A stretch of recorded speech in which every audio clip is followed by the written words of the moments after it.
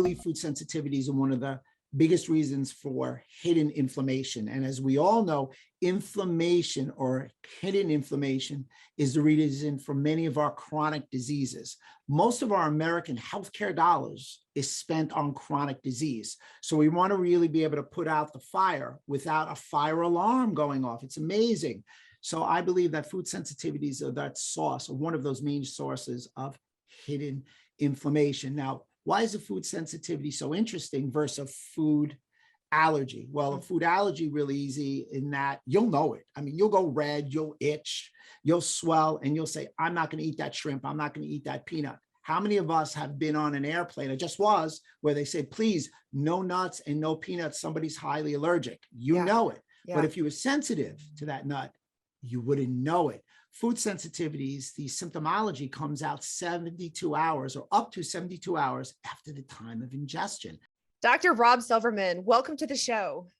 I'm happy to be here. Thank you, Dr. Jones. Yes, I'm actually really excited because, as you know, women's health sort of gets all the attention, and we don't get a lot of attention to you men.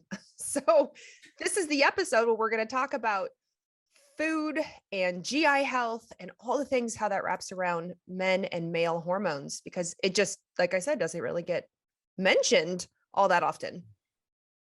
So you're my guy today to answer all these questions. Before we get started, why don't you introduce yourself to everybody, give us a little background on who you are, and then we'll jump into the questions. Absolutely. Thanks for having me here. I'm excited to be able to share some insights on gut health pertaining to men's health. My name is Dr. Robert Silverman, Amazon bestselling author of Inside Out Health, ACA Sports Council Chiropractic of the Year 2015.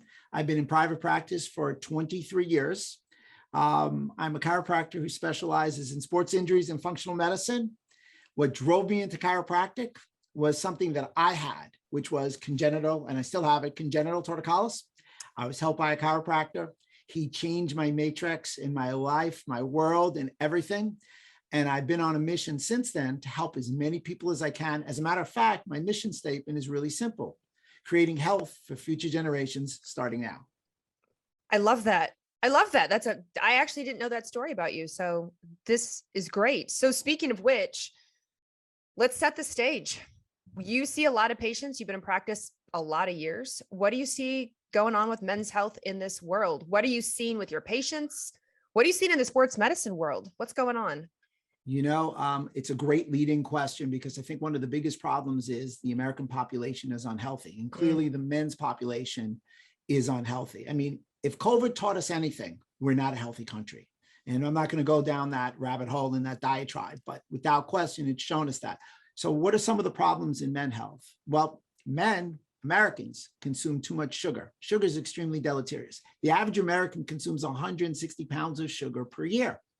So sugar works in the reward center of the brain. When mice were offered sugar, 94% of mice took sugar over cocaine.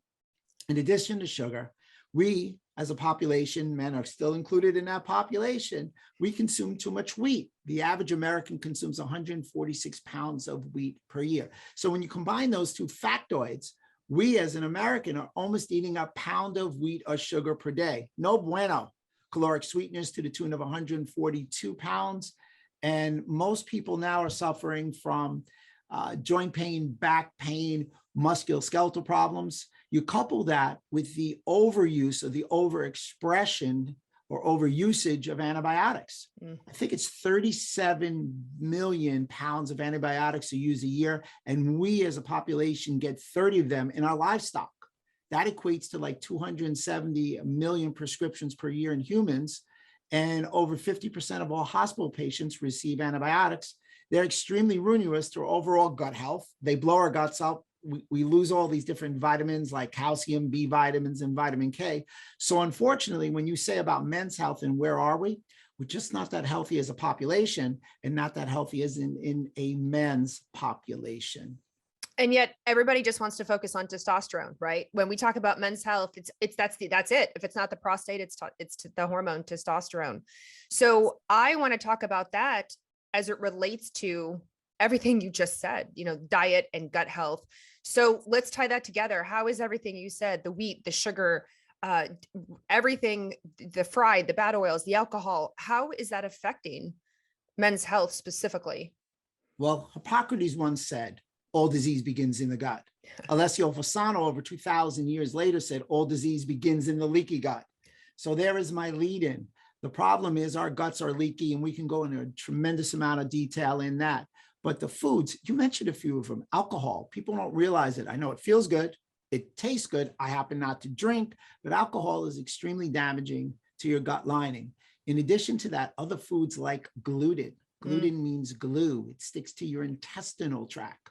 There's been studies that shown that even if you have celiac disease, you're allergic to a protein in gluten, non-celiac sensitivity or gluten sensitivity, about 4 out of 10 people are sensitive to gluten. Whether it's in remission or you're perfectly theoretically healthy, your gut will be adversely affected and produce inflammation under the consumption of gluten.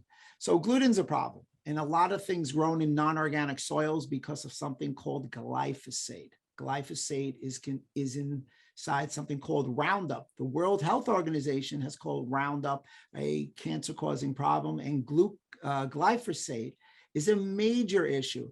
Glyphosate is the world's biggest antibiotic, if you will. Now, the problem with glyphosate also is it's something called, not to get technical, hapitenation. So you take this protein and it grabs a chemical, you combine the two, and you're really down a slippery health slope. Other things you may want to avoid in foods would be dairy. I know everybody hates when I say that. They go, oh my God, I got to get you right. You just said it. Cheese. Well, I'll tell you that. I feel your pain. Cheese is really tasty. The milks, the alternative milks, we can do without that cheese. The vegan cheese just isn't cutting it. But let's be real. We're the only species that eats another species' milk. You don't see any goats eat cow milk, etc. We are the only species that are eating that specific kind of protein. Interestingly enough, some other things that are a problem, like I said earlier, is excessive amounts of sugar. And you're really looking at lectins and agglutins and food colorings and gums, all the emulsifiers and additives, all extremely damaging to your overall gut health, which leads you down a path of food sensitivities, ultimately to immune system issues. And hopefully we'll get to it, that awful or fabulous, if you want to look at it, gut to brain axis.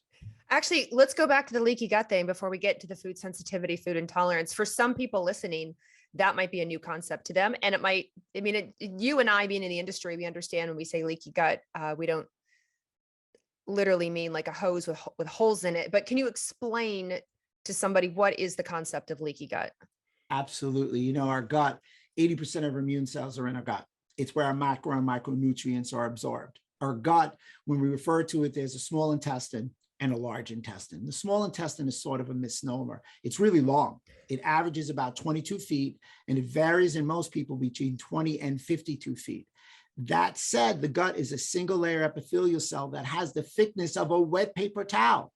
I like to refer to that small intestine or that gut lining as the screen door. So when we have a screen door in the summertime in New York, where I'm from, and we open it up, if the screen is in its pristine condition, air goes back and forth and nothing else gets through. That's how a gut is supposed to work. That's how it's supposed to perform. However, when that screen door has holes in it, flies and other insects are able to get through. Not really something that we want. The same thing happens in the gut. When that screen door has a hole in it, that referred to the idea of leaky.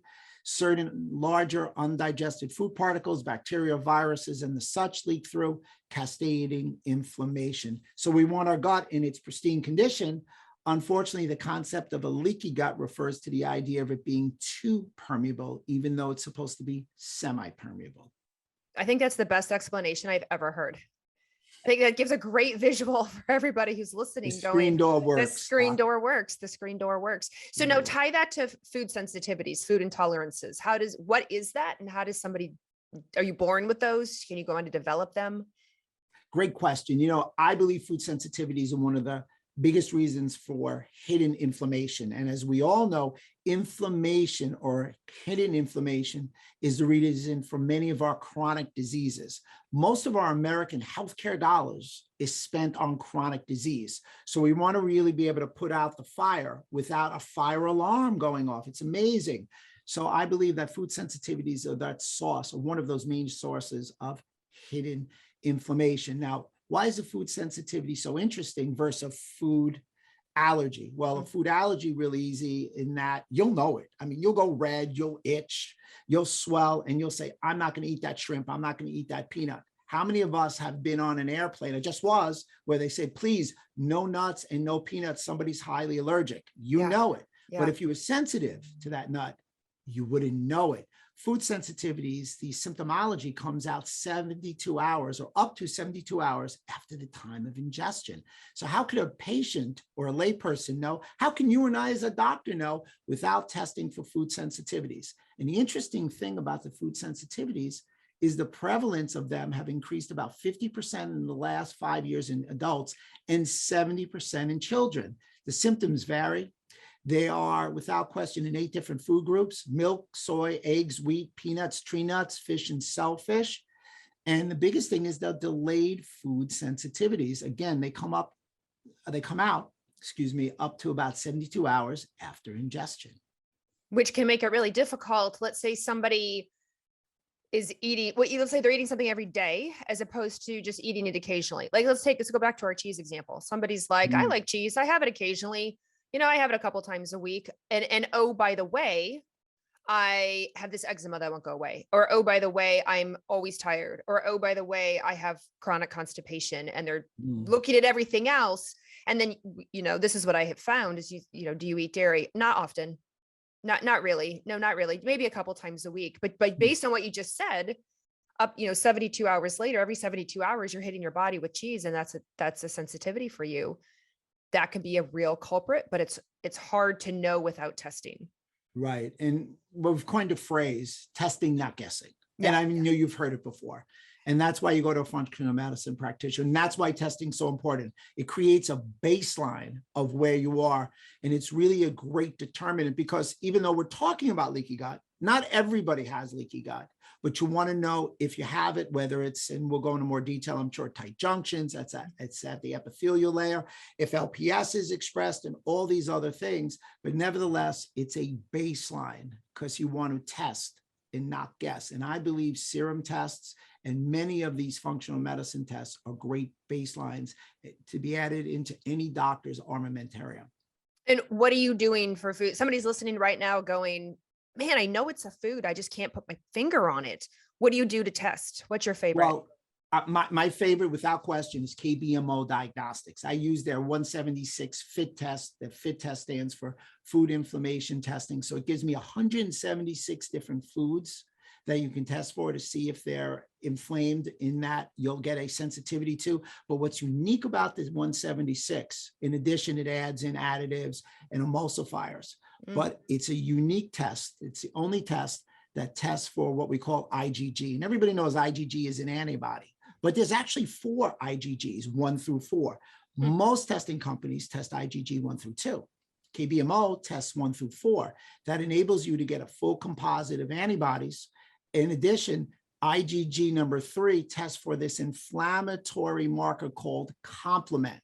So when you're testing for IgG and complement, you're testing for a full immune system reaction, both what we call innate and adaptive immune system. So therefore, you're testing for food sensitivity. You're testing to see if you're getting an adaptive antibody response, and you're also testing to see through complement if you're getting an innate response. So the accuracy is there, and it's determinant if you're truly going to have that food sensitivity. And you also mentioned even additives and emulsifiers, which I don't think people realize. I don't think people ever think about the additives in their energy drink, or, the emulsifiers in some of this box food or, quick food. Do you see those come positive a lot? I see them come positive an awful lot. As a matter of fact, studies have shown that the emulsifiers actually create a change in the microbiota that stimulates inflammation and damages the gut. So if anything, I think they're one of the hidden gems, or if you will, the secret sauce to test for. People understand that if they have a food sensitivity, but they, like you said, which was a great acknowledgement, that they don't realize that these additives and emulsifiers are key elements. And we get them in all our foods. 67% of the American diet caloric intake is due to ultra processed foods. And one of the biggest things in the ultra processed foods is additives and emulsifiers.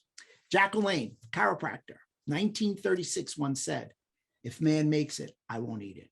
And that's my diet to start with for everybody. That's and short, sweet, and to the point. Okay. That makes sense. So if you're eating this food every day, before you haven't had a test yet, you don't know what your food is or your additive or an emulsifier, you're eating it every day. What is actually happening at a microscopic level? What's happening in that little epithelial layer of the intestines? In our gut, In our which I gut, love to yeah. refer to as our neighborhood or our ecosystem. Yeah. So, it's interesting. Our gut's interesting in that a lot of people talk about bacteria, but there's more to the gut than bacteria. There's viruses, there's fungi, and there's even parasites. Like I said, I grew up in New York City, so we were very diverse. The more biodiverse your gut is, the more properties you have, the more functionality you have. The one thing that you don't want too much of is inflammation, and emulsifiers and additives can lead to inflammation in the local area. And in doing so, it can damage the gut lining, leading you down that slippery slope towards that leaky gut. So you mentioned tight junctions earlier. Can you explain what those are? Because Yeah. what's cool is I'm reading now more and more in, I would say more mainstream, not necessarily a scientific. I'm seeing the word tight junction. I'm seeing the word leaky gut. So I'm loving this, that consumers can read this and find out about what's happening, but explain it here. Absolutely. To speak to what you just said, which was another great point. If you were to Google leaky gut and any condition, you would see a plethora of things show up. So if you just went to PubMed and did leaky gut, they're all there. So here's your gut, semi-permeable in its pristine condition.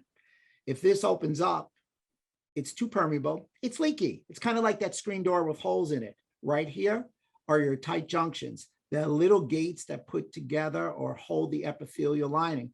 So when this tight junction comes apart and becomes a loose junction, that's a problem.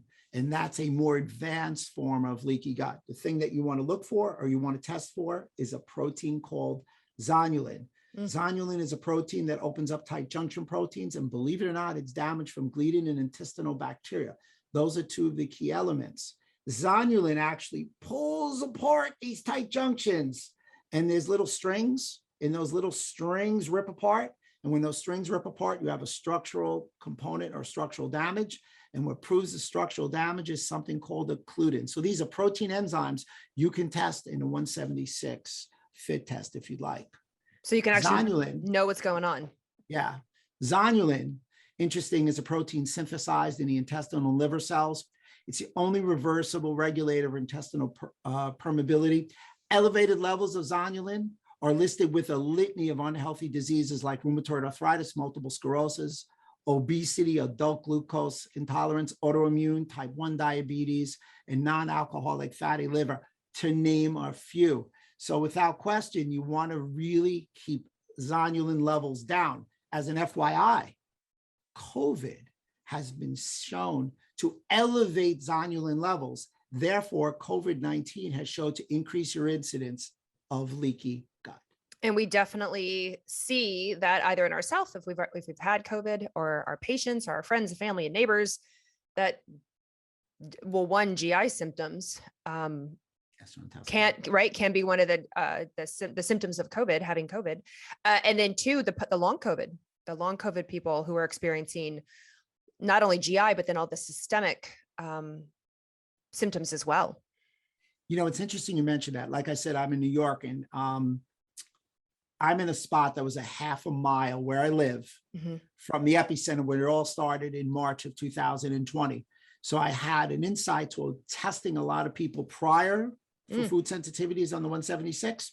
And since then, because I deal with a lot of long COVID, and I can tell you there's a precipitous increase in people who have leaky gut post-COVID because we shed the virus through our gut. So my suggestion to a lot of people is, in all the testing that they do, if they're suffering from long COVID, take a look at your gut health. It's not just mitochondrial function. It's a combination of the two. And FYI, mitochondria's origins are from bacteria, and they have an interconnection with the gut, and mitochondria works with the innate immune system. So you really have that tie and link right there. So I want to go back to the symptoms actually, because I think, and you may agree, just seeing so many patients, again, the focus is on men's health. So men come into the office, they don't know that they have leaky gut, but you're listening to their story, thinking to yourself, Oh, wow. I bet you have leaky gut, gut inflammation. What are the symptoms they're coming to you with? I mean, is it always, doctor, I have gas, I have bloating, I have diarrhea, I have constipation, or, is it the big hitters like rheumatoid arthritis or, non-alcoholic fatty liver disease or these big ones? Or are there things in between? You've got all the above and the things in between. So again, Yes. you hit the nail on the head. Do you get gas and bloating after you eat? If you say yes, you probably have a gut problem. Do you get brain fog 45 minutes after you eat? Yes. Well, we know that gut on fire means brain on fire. There's no pain fibers in your gut. So that's why you have gas and bloating. There's no pain receptors in your brain. That's why you get brain fog. The nerve conduction is dimmed. But there's also some things. If you're struggling to lose weight, if you have an autoimmune disease, like you mentioned, constant migraines, thyroid, autoimmune problems, arthritis, brain fog, as I mentioned, fatigue, digestion, gut, skin problems, and maybe one of the hidden gems because of my chiropractic background, any kind of joint pain, back pain, muscle pain, you probably have some damage to your gut lining. Yeah, and I want to focus in on some of these. So let's start with musculoskeletal. How does gut inflammation, gut issues tie into doc, my joints, doc, my knees, my elbows, my shoulders? I'm constantly getting low back pain. I strain things really easily. How is that connected? Such a good question. So exciting. There was a great article in February of 2022 on a new axis. It's called the gut to disc axis. I've been talking about the gut to joint axis. So if you have a leaky gut, which we kind of defined well before, you have an expression or an overexpression of something called cytokines. Everybody has heard about cytokines because of the cytokine storm. Cytokines are extremely inflammatory to the overall body and especially the joints. So cytokines lead to an increase in arthritis and an increase in joint problems. And believe it or not, osteoarthritis is also a form of autoimmunity. Leaky gut leads to an excessive release of something called MMPSs, matrix metalloproteinases.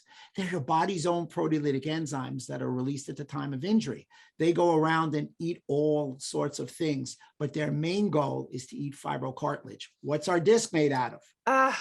Cartilage. What's our meniscus made out of? Fibrocartilage. So when they come into me as a chiropractor and they point at their lower back and they point at their shoulder, I tell them the gut is the epicenter of your health.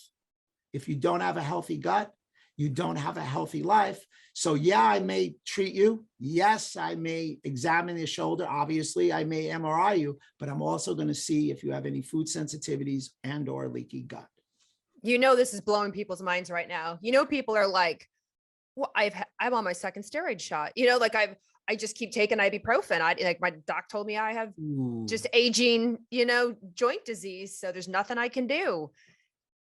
Not realizing everything we just been talking about could be a major player. It's funny you said ibuprofen, non-steroid anti-inflammatory, NSAIDs. I leave Advil, ibuprofen, Tylenol is a pain and fever, NSAIDs. NSAIDs decrease pain, but they impair healing. Nutraceuticals decrease pain, but promote healing. Which would we want to promote? NSAIDs cause leaky gut. They cause blood-brain damage. NSAIDs really, I get to break the pain scale. I understand it. But if you're taking it like you would take a breath mint, you're really not doing your body, your joints, or any of your barriers a service.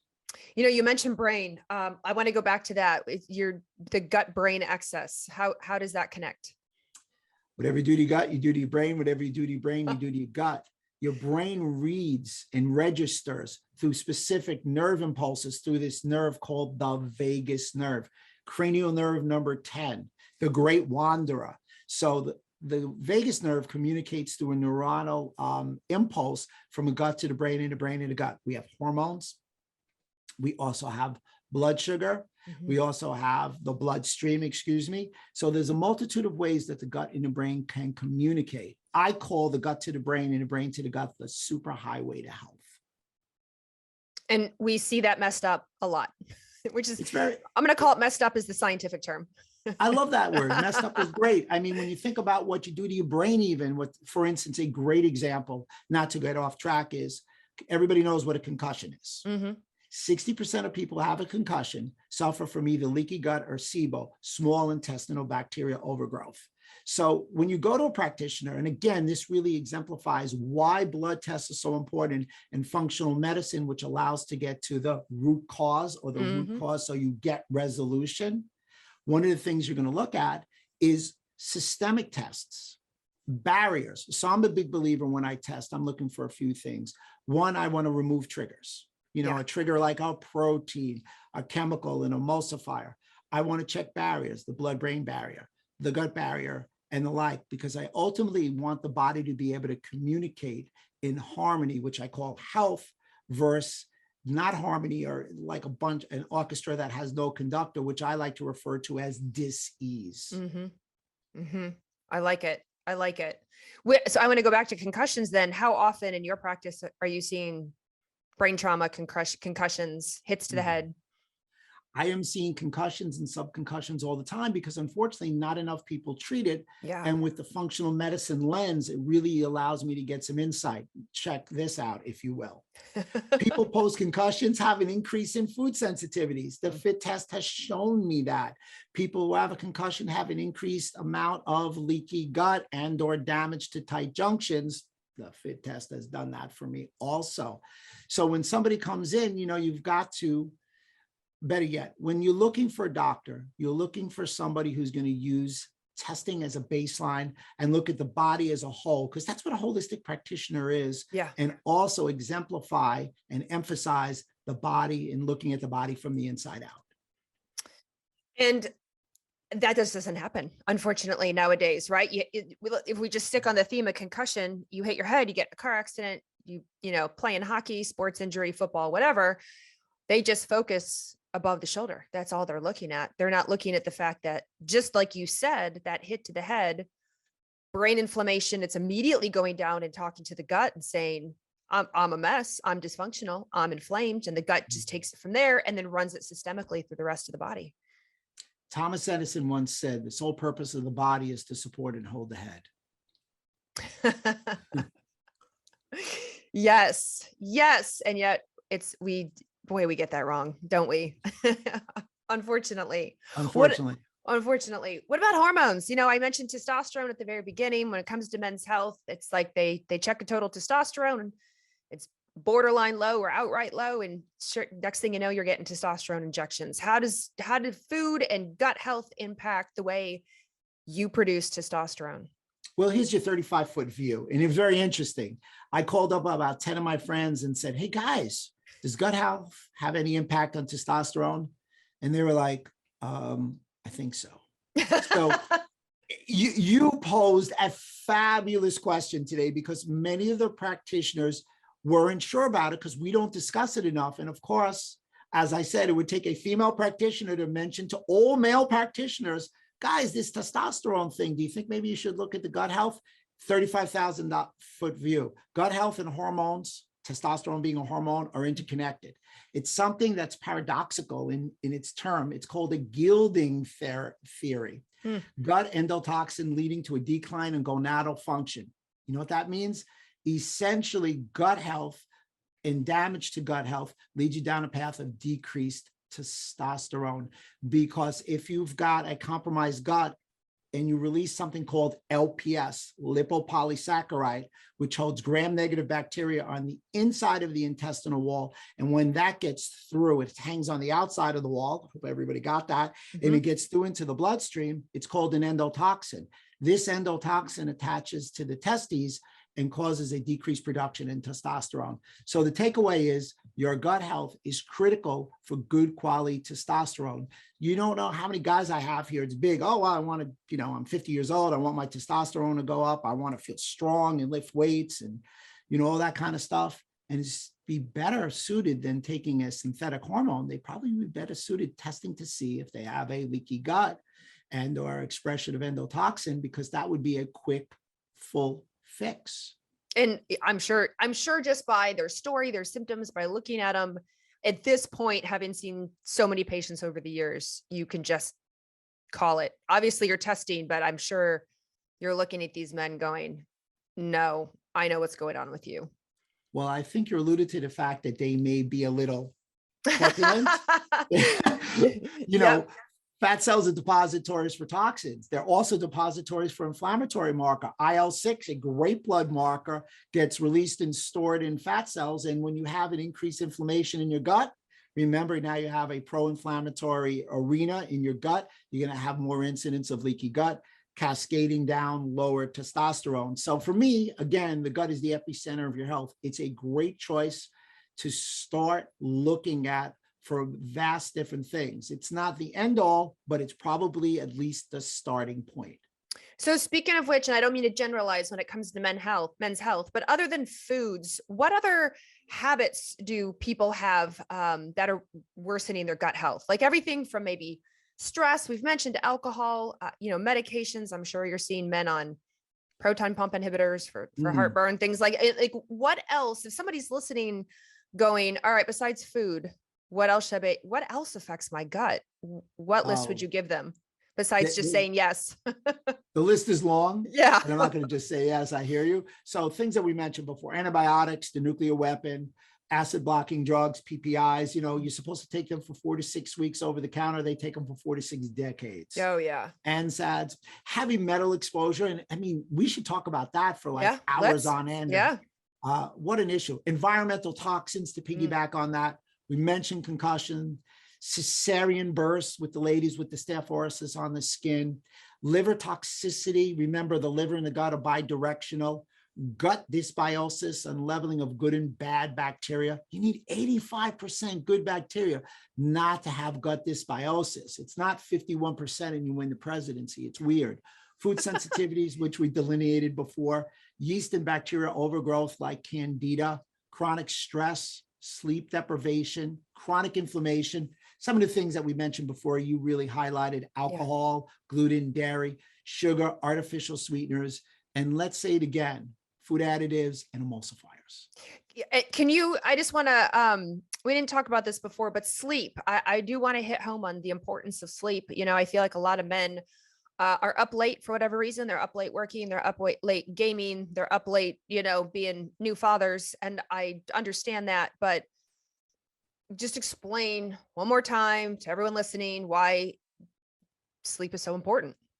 Well, it was interesting. There was a study that came out last night that said instead of needing 8 hours, we have a bare minimum of 7 good quality hours of sleep.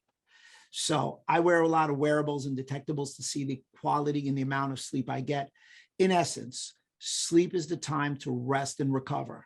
I mean, if you've ever seen a busy highway and you need to do repair on the highway, you need no traffic. So you need to rest and recover, and sleep is that critical element. As a matter of fact, for the gut to brain axis, your brain goes to 40% of its size when you get good quality sleep and squeezes like a sponge all the metabolic waste out. Which I don't think we were never taught this. I mean, you and I were taught this in school, but just the average American listening is never taught any of this stuff. We're taught you should sleep, you need sleep. But if we knew the why behind it, if somebody listening is like, I had no idea, that's when you repair. That's when my brain squeezes out all the metabolic crap. I didn't know that. The light bulb has ruined our ability to sleep because people knew before the light bulb, it was dark, we go to sleep, it's light, we get up and we eat. And also we work within that circadian rhythm in that when it was light, we ate, and when it was dark, we didn't eat anymore. So they knew the light bulb, you can turn the light on and you can stay up all night, other than if you live in, let's say, Alaska. And people do too, right? They're on their phones, they're on their devices, their TV, and especially during the pandemic, I mean, just the amount of TV watching, episode watching, the joke was, just Netflix all night long because you had to stay at home. The work from home thing was new. And so many of my neighbors and friends were like, oh my gosh, I didn't go to bed till 1 or 2 in the morning. I just kept watching all these episodes I never had time to watch before. I said, well, you're screwing up your rhythm. I get it, but come on. Binge watching will do it to you. There's a lot of good stuff out there to binge watch. That is, and then you add social media on top of it. You're just scrolling and flipping through. Late at night, you're getting that bright light from your phone, messing with your brain, and it's a recipe for disaster. Without question. They've got one of the things, if we had to give a lifestyle hack, would be put the phone down a half hour to an hour before you go to sleep. Get rid of that blue light. Without question. Don't fall asleep to the TV. Yeah. Here. I fully agree with you 100%. Well, as we wrap this up, given that this is the Root Cause Medicine podcast, and we have talked about so many practical, tactical things, which I absolutely love, but I kind of want to just leave everybody with what are one or two of your favorite pieces of advice, suggestions, things to consider when it comes to food sensitivities, food intolerances, gut health, and just men's health? Well, without question, change your lifestyle. Understand that it's diet, exercise, and mindset. But I'll give you a couple of acronyms to remember on foods that you definitely want to avoid, because you can't outrun a bad diet and you can't out supplement a bad diet. That said, GPS, no gluten, no processed food, no added sugar. Take care of your DNA. No dairy, no nicotine, no artificial sweeteners. And one last thing, avoid vegetable oils. Vegetable oils are not vegetables. They're seed oils, and they're used most commonly in restaurants. So everybody after today, please, whatever you do, become allergic to vegetable oils and make them cook with something else. And lastly, go test and see if you have a food sensitivity or a leaky gut, because the gut is the epicenter of your health. Brilliant. Absolutely brilliant. Tell everyone where they can find you. Where can they find you? They can find me. I'm Dr. Rob Silverman, website and all the social media, Facebook, follow me, and Instagram. Love it. Fantastic. We will have those links down below in the show notes for everyone too. Absolutely. And if you want to try to test, KBMO Diagnostic, ask for James White, tell him I sent you, and, reach out to me. I'd like to see your results. I love it. That's fantastic. Thank you so much for being on the Root Cause Medicine podcast today, Dr. Silverman. I appreciate it. And I love everything you said, because it was just so clear, straightforward, great analogies, and honestly practical to implement. Thanks so much for having me. Just remember, Jim Rohn once said, a real fav of mine, take care of your body. It's the only place you have to live.